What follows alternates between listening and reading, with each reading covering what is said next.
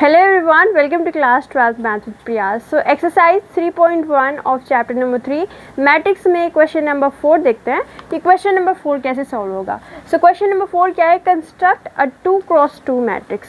हमें कंस्ट्रक्ट करनी है एक 2x2 ऑर्डर की मैट्रिक्स. ठीक है, यानी कि एक मैट्रिक्स होगी जिसका ऑर्डर जो है वो कितना होना चाहिए, 2x2 होना चाहिए. ओके, अब आगे क्या कह रहा है, ए जो है वो हमें मैट्रिक्स कंस्ट्रक्ट करनी है. ए जो मैट्रिक्स है उसका ऑर्डर कितना है, 2x2 है.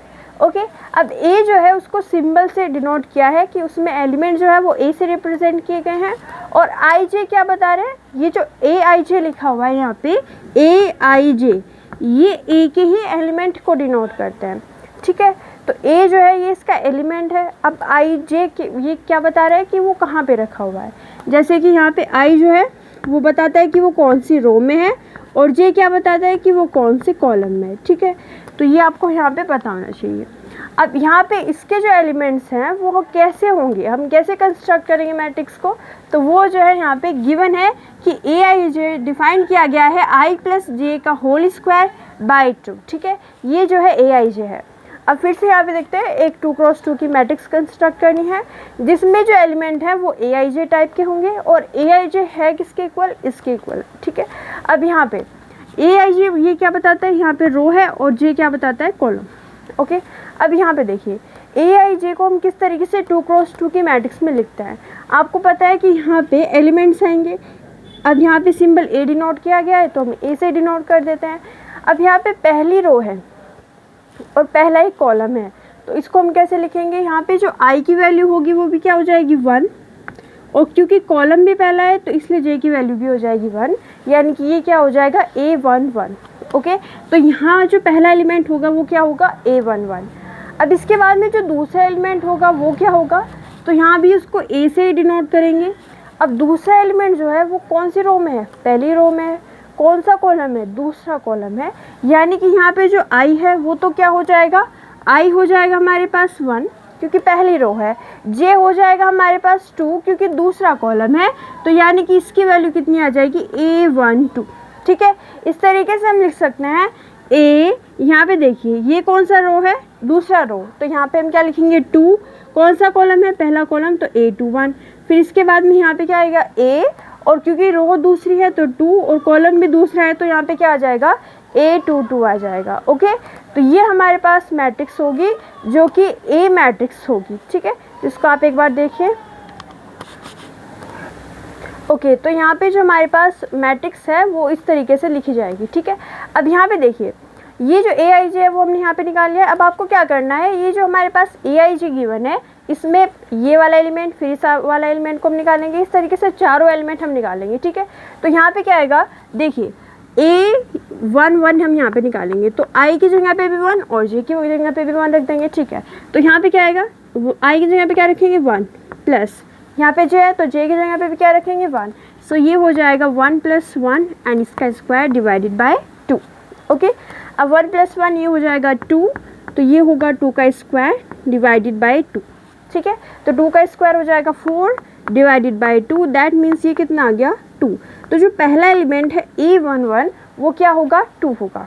ओके, अब इसके बाद में है A12. तो A12 क्या करना है, बस आपको आई और जे की जगह पे इनको सब्स्टिट्यूट करना है. ठीक है, तो A12 क्या होगा, आई प्लस जे में आई की जगह पे 1 और जे की जगह पे 2, तो ये आएगा 1 + 2 स्क्वायर डिवाइडेड बाय 2. ठीक है, तो ये क्या होगा, 1 + 2 3 का स्क्वायर हो जाएगा यहाँ पे, और डिवाइडेड बाय 2, तो ये आ जाएगा हमारे पास 9/2. यानी कि जो दूसरा एलिमेंट है वो क्या होगा, 9/2 होगा. इसके बाद में देखते हैं थर्ड एलिमेंट हम कैसे निकालेंगे. तो थर्ड एलिमेंट है A21. A21. ठीक है, बताइए यहाँ पे रो कितनी है, रो कौन सी है, दूसरी है, यानी कि आई की वैल्यू कितनी है, 2. जे की वैल्यू क्या है, 1. तो जहाँ पे भी आई जे लिखा हुआ है वहाँ पे इनकी वैल्यू सब्स्टिट्यूट करनी है. तो ये क्या आएगा, आई की जगह पे 2. ओके, आई की जगह पे 2 प्लस जे की जगह पे 1, इसका स्क्वायर अपॉन 2, तो ये कितना हो जाएगा, 3 का square divided by 2. That means ये हो जाएगा 9/2. तो जो तीसरा एलिमेंट है उसकी वैल्यू में कितनी मिली है, 9/2 मिली है. अब चलिए निकालते हैं चौथा एलिमेंट A22. ठीक है, अब यहाँ पे देखिए आई और जे की जगह पे बस वैल्यू सब्स्टिट्यूट करनी है. तो आई की जगह पे क्या रखेंगे, 2, जे की जगह पे भी क्या रखेंगे 2, तो यानी कि ये आएगा 2 + 2 का स्क्वायर डिवाइडेड बाई 2, 2 + 2 ये हो जाएगा 4, 4 का स्क्वायर डिवाइडेड बाई 2। ओके, तो ये आएगा हमारे पास 16 डिवाइडेड बाई 2, दैट मीन्स ये कितना आ जाएगा 8। सो 822 ये हमें कितना मिला है 8 मिला है। ओके, अब यहाँ पे ये हम यहाँ पे आई और जे की वैल्यू डिफरेंट भी पुट कर सकते हैं, बट कहाँ तक पुट करनी है वो हमें बताता है ऑर्डर, क्योंकि ऑर्डर में 4 ही एलिमेंट आएंगे तो हमें बस यही एलिमेंट जो है निकालने हैं, क्योंकि 2 क्रॉस 2 की मैट्रिक्स कंस्ट्रक्ट करनी है। ठीक है, तो इस तरीके से 4 एलिमेंट्स हमारे पास आए हैं। अब वो मैट्रिक्स में कैसे लिखे जाएंगे कि जो ए मैट्रिक्स होगी इसको हम यहाँ पे लिख देते हैं ऊपर, जो ए मैट्रिक्स है जिसका ऑर्डर 2 क्रॉस 2 है वो क्या होगी, यहाँ पे देखिए ए मैट्रिक्स में 4 एलिमेंट्स हैं उनको रख देते हैं।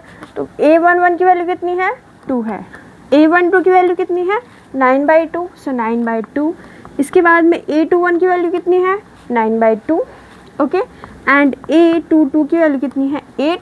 तो ये वो मैट्रिक्स है जिसका ऑर्डर 2 क्रॉस 2 है एंड उसके जो एलिमेंट्स है वो इस तरीके से डिफाइन किए गए। ठीक है, एक बार फिर से देख लेते हैं। पहले हमने यहाँ पे A11 कैसे निकाला है, आई और जे की जगह पे 1 1 रख के। ठीक है, अब इसके बाद में A12 कैसे निकाला हमने यहाँ पे, आई की वैल्यू 1, जे की वैल्यू 2। ठीक है, इससे हम सॉल्व किया तो 9/2 आ गया। इसके बाद में A21 कैसे निकाला है हमने यहाँ पे, आई की जगह पे 2 और जे की जगह पे 1। इसके बाद में हमने निकाला A22, 2 + 2 ये हो गया इसका स्क्वायर, तो सॉल्व किया तो हमें कितना मिल गया 8। एलिमेंट को इस तरीके से हम यहाँ पे लिख सकते हैं, तो अब आप इसका स्क्रीनशॉट ले सकते हैं। ओके, तो ये हो गया हमारे पास क्वेश्चन नंबर 4 का फर्स्ट पार्ट। अगली क्लास में हम देखेंगे इसका सेकंड पार्ट। अगर आपको हमारी वीडियो अच्छी लगी तो लाइक कीजिए, शेयर कीजिए, हमारे चैनल को सब्सक्राइब कीजिए। Thank you so much for watching.